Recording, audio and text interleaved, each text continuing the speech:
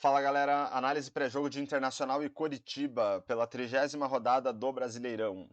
E antes de começar a análise, já fica aí meu pedido para você se inscrever no canal, deixar um like e compartilhar o vídeo para o YouTube divulgar mais esta análise. Então vamos lá. Começando pelos resultados recentes de cada uma das equipes, o Internacional nas últimas 10 rodadas fez 5 jogos em casa, derrotas para Fortaleza e Atlético Mineiro, e vitórias sobre São Paulo, Grêmio e Santos. 60% de aproveitamento para o Inter nesses 5 jogos.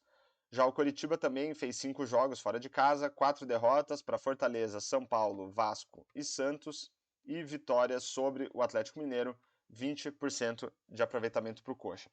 Olhando para algumas estatísticas dessas partidas, o Internacional teve em média 56% de posse de bola, um número mediano para uma equipe mandante, e o Coritiba 41% de posse de bola em média, um número baixo para um visitante.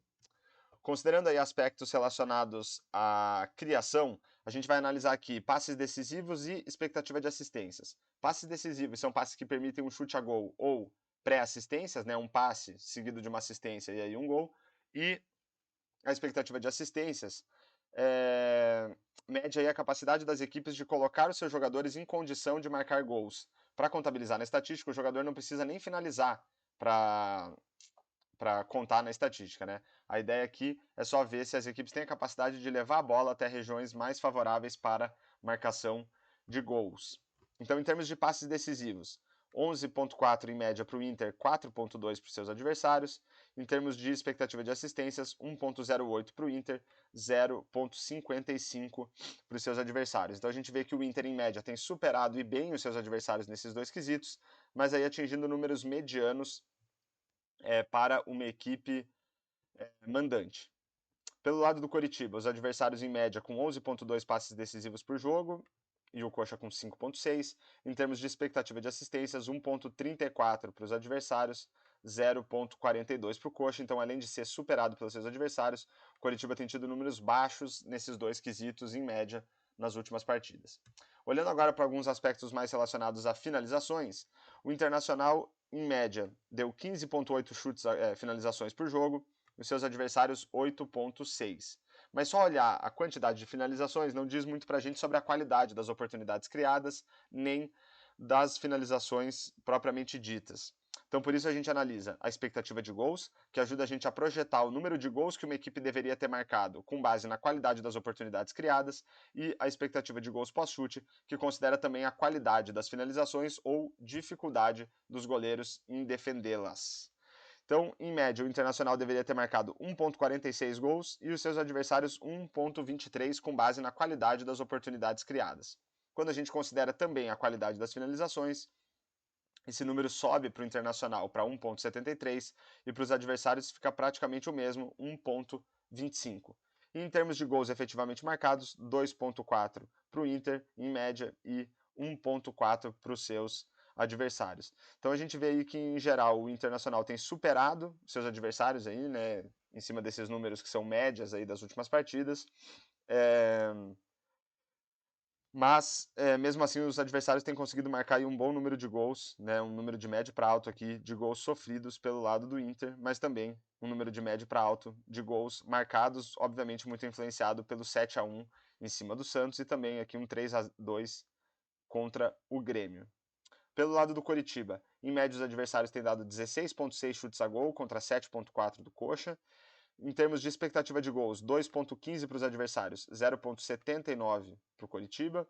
Quando a gente considera a qualidade das finalizações, 2,1 para os adversários e 0,78 para o Coritiba, praticamente o mesmo valor da expectativa de gols. Em termos de gols efetivamente marcados, em média os adversários têm marcado 2,6 gols por jogo e o Coritiba 1,2.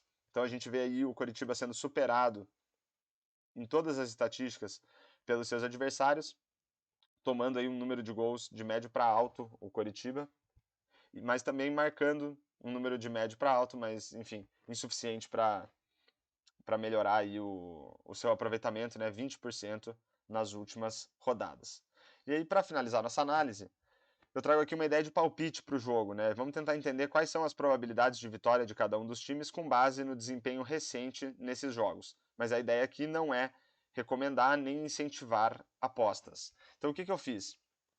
Simulei 10 mil partidas entre Internacional e Coritiba, considerando aquilo que as duas equipes produziram e deixaram os seus adversários produzir em termos de expectativa de gols e de expectativa de gols pós-chute. Com isso, a gente consegue ter uma ideia de quais seriam os placares mais prováveis e qual time é mais favorito. Então, começando pela expectativa de gols, a probabilidade de vitória do Internacional é de 56%, 24% para empate e 19% para o Coritiba. Os resultados mais frequentes aí, empate em 1-1 e vitórias do Internacional por 2-1 e 1-0. Quando a gente considera também a qualidade das finalizações, esse favoritismo do Inter aumenta um pouquinho, para 59%, empates cai um pouco para 22% e vitórias do Coritiba fica praticamente igual, 18%. Resultados mais frequentes aqui, 2-1 para o Internacional, 1-1 e 2-0 para o Inter. Então aí claramente favoritismo para o Internacional, seja quando a gente usa como critério a expectativa de gols, seja quando a gente usa a expectativa de gols pós-chute. Então fechamos aí mais uma análise pré-jogo de Internacional e Coritiba, espero que vocês tenham gostado e fica aí o meu pedido novamente para você se inscrever no canal, deixar um comentário, um like e compartilhar o vídeo para o YouTube divulgar mais esta análise e falou!